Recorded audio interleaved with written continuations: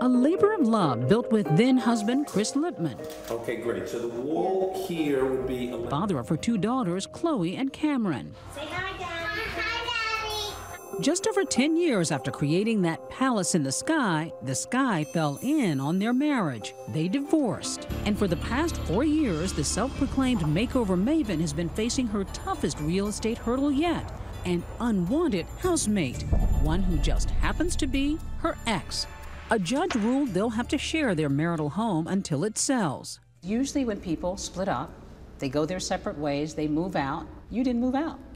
Nobody moved out. It was a situation that really was created by my ex. Unfortunately, until he has the funds from the sale of the apartment, he doesn't have the ability to move on. So while this might have been a special on ABC 2020, these are things that are happening every day here in San Diego, happening to families. There's divorce, and then there's the real estate and the financial implications.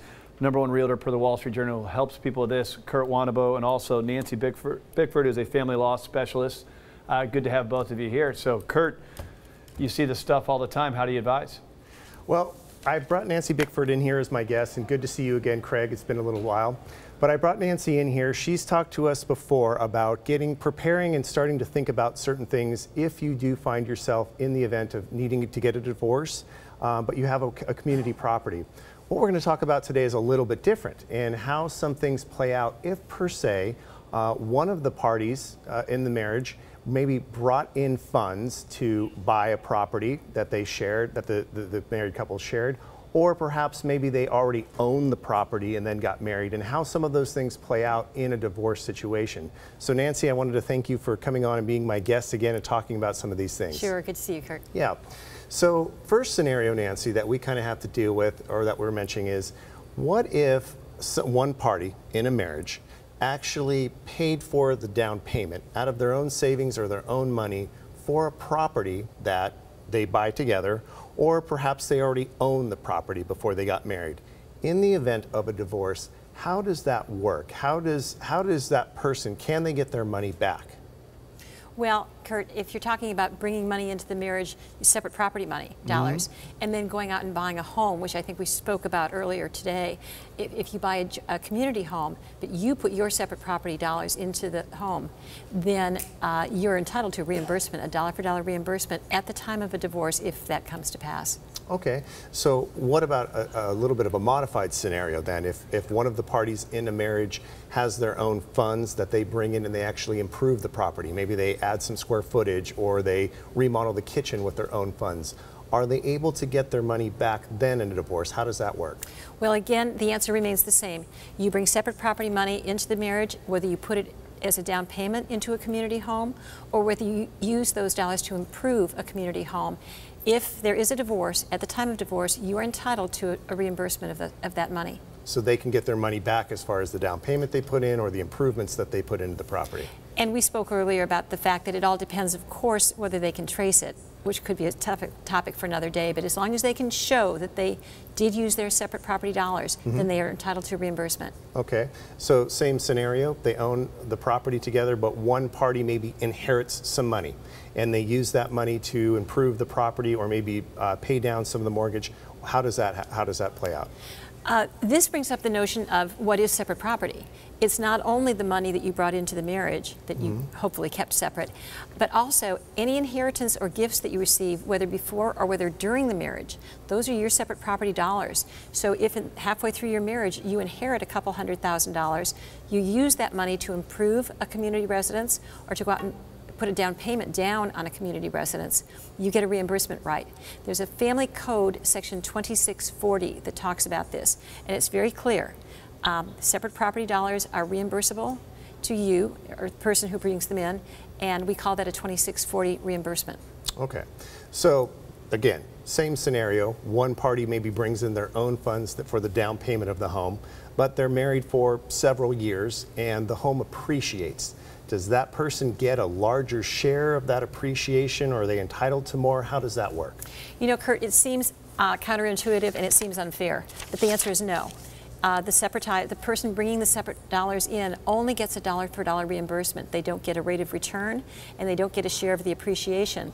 So ironically, if say a wife brought in, put $100,000 down on a home 20 years ago, and that home has gone up 5 times in value with hundreds, if not millions of dollars of appreciation, she just gets her $100,000 back at the time of a divorce. And all the appreciation goes towards the community property?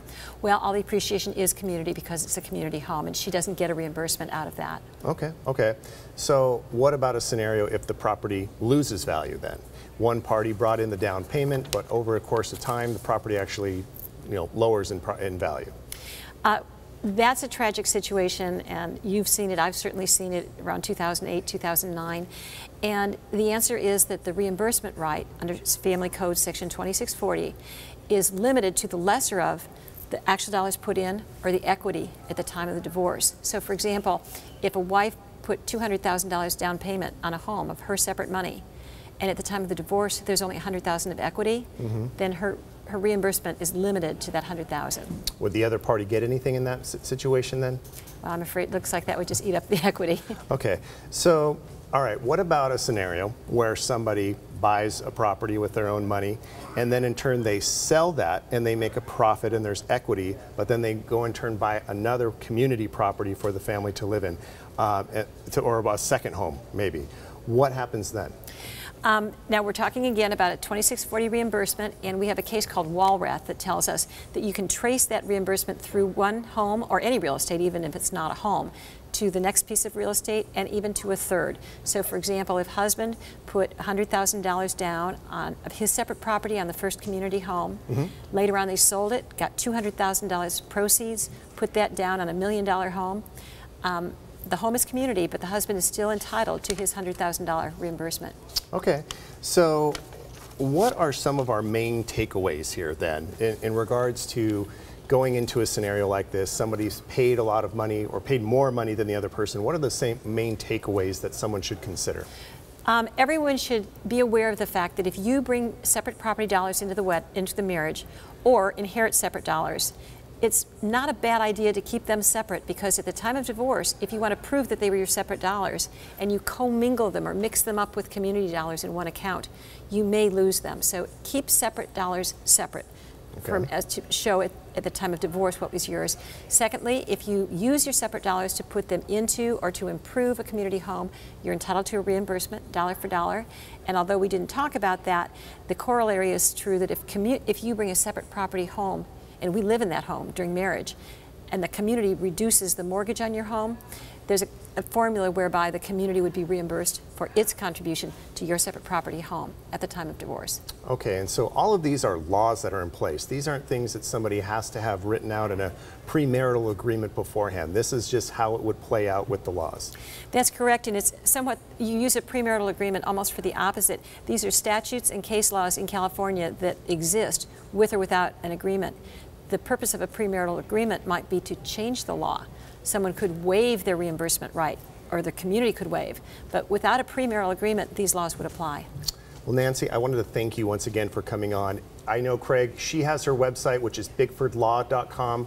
On there, she's got a ton of frequently asked questions, and she blogs on there as well with updated information. So if anybody has any questions and some of the scenarios that play out here, you definitely can go there and contact her or read some of her frequently asked questions. And I can say without any hesitation, both of you represent the top of the food chain in your fields. Nancy on the law side, Kurt Wannebo on the real estate side. A lot of these things are very complicated, but knowing that people can reach out to you and get some trusted advice, it's what this show is all about. Thank you both for coming in here today. Great information for us.